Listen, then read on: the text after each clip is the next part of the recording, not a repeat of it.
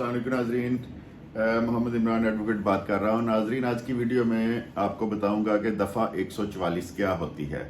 आपने social media पे और अखबारों में और जो है प्रिंट मीडिया उस पर बहुत दफ़ा सुना होगा कि दफ़ा 144 का नफाज कर दिया गया है। और जो ये 1.5 साल से मौजूदा PDM हुक्मरान हैं, ये तो मुख्तलिफ अपनी मुखालफ सियासी जमातों के जलसे रोकने के लिए अक्सर ही इस दफ़ा का इस्तेमाल करते हैं। तो आज आसान फहम लफ्ज़ों में आपको बताऊंगा कि इसका नफाज कौन कर सकता है, दफ़ा 144 कब लगाई जाती है, इसका इस दफ़ा का आगाज़ कब हुआ था, आया हमारे पाकिस्तान बनने के बाद इसका ये दफ़ा लगी थी या पाकिस्तान बनने से पहले दफ़ा लगी थी। तो नाज़रीन, दफ़ा 144 आपने अक्सर अखबारों में सुना होगा, सोशल मीडिया पे सुना होगा, TV पे सुना होगा कि फ़लाँ शहर में, फ़लाँ एरिए में, फ़लाँ जगह पर दफ़ा 144 का नफाज कर दिया गया है।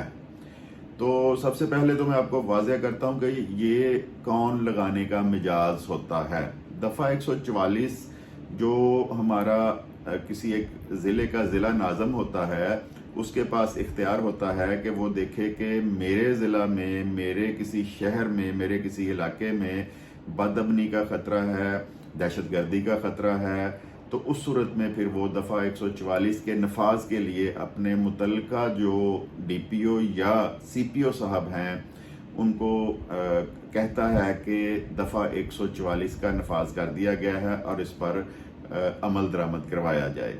दफ़ा 144 में किसी भी एक जगह पर, अगर इसकी भी आगे मुख्तलिफ अक़साम है कि किस किस पर्पज़ के लिए दफ़ा 144 लगाई जाती है। आप लोगों को मेरा ख्याल है जो सबसे ज़्यादा इस दफ़ा का इल्म होगा वो मोटरसाइकिल पर डबल सवारी जो है इस दफ़ा के तहत सबसे पहले वो बंद की जाती है कि किसी इलाके में डबल सवारी पर अगर पाबंदी लगानी हो तो फिर दफ़ा 144 का नफाज कर दिया जाता है और मोटरसाइकिल पर एक से ज़्यादा बंदा सफ़र नहीं कर सकता, और अगर सफ़र करते हैं तो पकड़े जाते हैं और जेल में बंद होते हैं। मैं आगे जाके आपको बताता हूं कि इसकी सज़ा भी क्या है इस दफ़ा की। अगर इस दफ़ा में आप पकड़े जाते हैं तो आप कितने अरसे के लिए जेल में रह सकते हैं।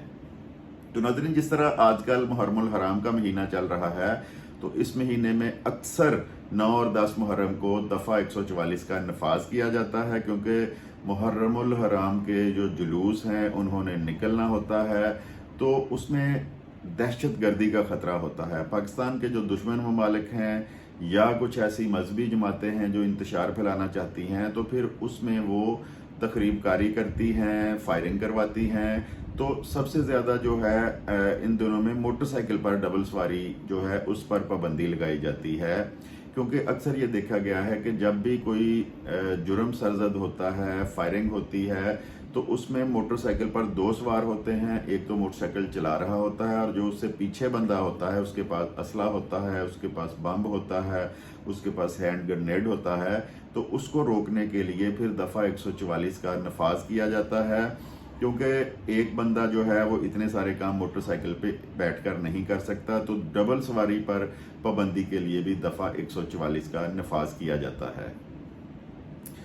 अब दूसरी सूरत ये होती है, ये तो हो गया एक ज़िला नाज़म, और दूसरा जो बंदा इसका नफाज कर सकता है उसमें हमारे मुल्क में बहुत अरसे से जो ज़िलाई इदारे हैं वो फंक्शनल नहीं हैं।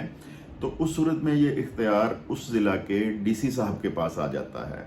तो DC साहब फिर इसका नफाज करवाते हैं। यहाँ पर मैं ये बात बता दूं कि ज़िला नाज़म और DC अगर इस दफ़ा को नाफज करते हैं तो उस सूरत में वो 2 दिन से ज़्यादा इसका नफाज नहीं कर सकते, और 1 महीने में 7 दिन से ज़्यादा इस दफ़ा का नफाज अपने ज़िला में, अपने शहर में या स्पेसिफिक किसी भी एरिया में नहीं वो कर सकते। तो अगर ज़रूरत पड़ती है कि इस दफ़ा का नफाज ज़्यादा अरसे के लिए किया जाना है, तो जो तीसरा मैंने आपको शुरू में बताया था कि 3 लोग ये कर सकते हैं इस दफ़ा का नफाज, तो फिर सूबाई हुकूमत को अप्रोच किया जाता है। सूबाई हुकूमत 1 माह से लेके 2 माह तक किसी भी जगह पर इस दफ़ा का नफाज कर सकती है, और अगर वो देखे कि इसमें और ज़्यादा ज़रूरत है कि नुक्से अमन का ख़तरा है या दहशतगर्दी का ख़तरा है, तो उससे ज़्यादा अरसे के लिए भी इस दफ़ा का नफाज कर सकती है। تو ایک تو میں نے آپ کو بتایا کہ موٹر سائیکل پر اس کا زیادہ اطلاق ہوتا ہے جو آپ کے نوٹس میں ہے، اور دوسرا ہے کہ ایک جگہ پر 4 یا اس سے زیادہ بندے اکٹھے نہ ہوں۔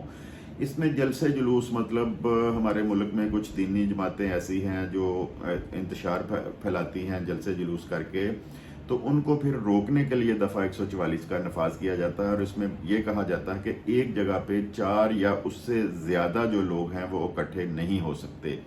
اگر وہ اس طرح کی کوئی حرکت کرتے ہیں تو پھر ان کو گرفتار کر لیا جاتا ہے۔ اور اس میں یہ ہے کہ جو یہ آپ کی پراپرٹی پہ لاگو نہیں ہوتی یہ دفعہ، مطلب آپ اپنے گھر میں 8-10 دوست اکٹھے ہوئے ہیں، فیملی ممبر اکٹھے ہوئے ہیں، تو وہاں پہ اندر آ کے آپ کو کوئی نہیں روک سکتا یا گرفتار کر سکتا کہ دفعہ 144 کا نفاذ ہے، آپ یہاں پر اکٹھے ہوئے ہیں۔ پبلک پلیس پہ، بازاروں میں، چوکوں میں اس چیز کا اطلاق ہوتا ہے۔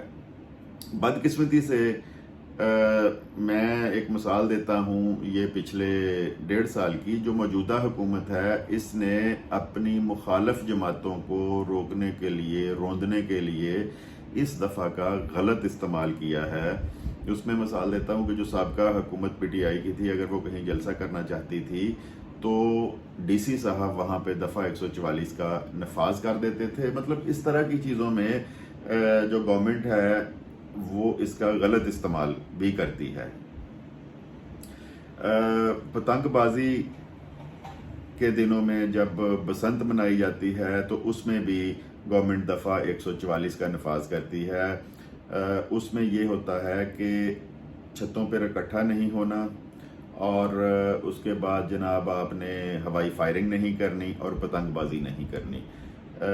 پہلے کے زمانے میں جو پتنگ اڑانے میں ڈور استعمال کی جاتی تھی وہ عام دھاگے کی ڈور ہوتی تھی، لیکن اب موجودہ دور میں وہ کیمیکل والی ڈور استعمال کر رہے ہیں۔ تو اس صورت میں جب سڑک پہ کوئی موٹر سائیکل پہ بندہ جا رہا ہو، کوئی بندہ پیدل جا رہا ہو، تو وہ ڈور اس قسم کی ہوتی ہے کہ موٹر سائیکل پہ دیکھا گیا ہے کہ لوگوں کے گلوں میں پھر جاتی ہے، اور بعض لوگ اس کے نتیجے میں موت کے منہ میں چلے جاتے ہیں۔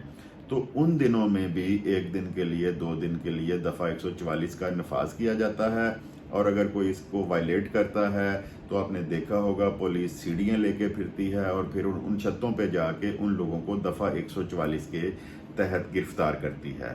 اب میں آپ کو بتاتا ہوں کہ اس دفعہ کا نفاذ یا یہ جو دفعہ ہے یہ بنی کب تھی۔ ہندوستان میں جو ہمارا جو ہمارا یہ بنگلہ دیش، پاکستان اور یہ جو ممالک ہیں، ان میں حکومت انگریز حکومت کیا کرتے تھے 1947 سے پہلے۔ تو ان دنوں ایک وائس رائے تھا لارڈ میکالے۔ لارڈ میکالے نے جو وائس رائے ہندوستان میں رہا ہے 1834 سے لے کے 1862 تک وہ ہندوستان کا وائس رائے رہا ہے۔ ان دنوں آزادی کی تحریکیں تھیں، مسلمان اپنا الگ وطن لینا چاہ رہے تھے، سکھ اپنا الگ وطن لینا چاہ رہے تھے، اور ہندو اپنا علیحدہ ملک بنانا چاہ رہے تھے۔ تو آزادی کی بہت زیادہ تحریکیں چل رہی تھیں، لوگ اپنی آزادی کے لیے احتجاج کر رہے تھے۔ ان احتجاج کو دبانے کے لیے، لوگوں کو پکڑنے کے لیے، لوگوں کو جیلوں میں بند کرنے کے لیے، یا وہ احتجاج جو تھے ان کو ختم کرنے کے لیے لارڈ میکالے نے یہ دفعہ 144 نافذ کی تھی۔ بدقسمتی سے یہ جو دفعہ ہے پارٹیشن کے بعد انڈیا میں بھی جاری ہے اور پاکستان میں بھی جاری ہے۔ جیسے میں نے بتایا کہ دہشت گردی کے خطرے کو روکنے کے لیے بہت اچھی دفعہ ہے۔ اس کے بعد یا موٹر سائیکل پہ پابندی لگائی جاتی ہے، یا کوئی ایسی جماعت جو ملک میں انتشار پھیلائے جس سے یہ خطرہ ہو کہ اس سے سرکاری املاک کو یا پرائیویٹ املاک کو نقصان پہنچ سکتا ہے۔ جب یہ فسادی لوگ اکٹھے ہوں گے تو اس صورت میں بھی یہ اچھی چیز ہے، اور پتنگ بازی کے لیے بھی یہ اچھی چیز ہے۔ اور کرونا کے دنوں میں بھی اسپیسیفک ایریاز میں اس کو نافذ کیا گیا تھا کہ لوگ اکٹھے ایک جگہ پہ نہ ہوں، ایک دوسری جگہ پہ اکٹھے، ایک جگہ پہ زیادہ لوگوں کا رش نہ ہو جس سے یہ وائرس سوسائٹی میں پھیلے اور زیادہ موات ہوں۔ تو ان صورتوں میں تو یہ بہت اچھی چیز ہے، لیکن ہمارے ملک میں جو قانون کے حالات ہیں، جو قانون کے ساتھ کیا جا رہا ہے، وہ کسی سے ڈھکا چھپا نہیں ہے۔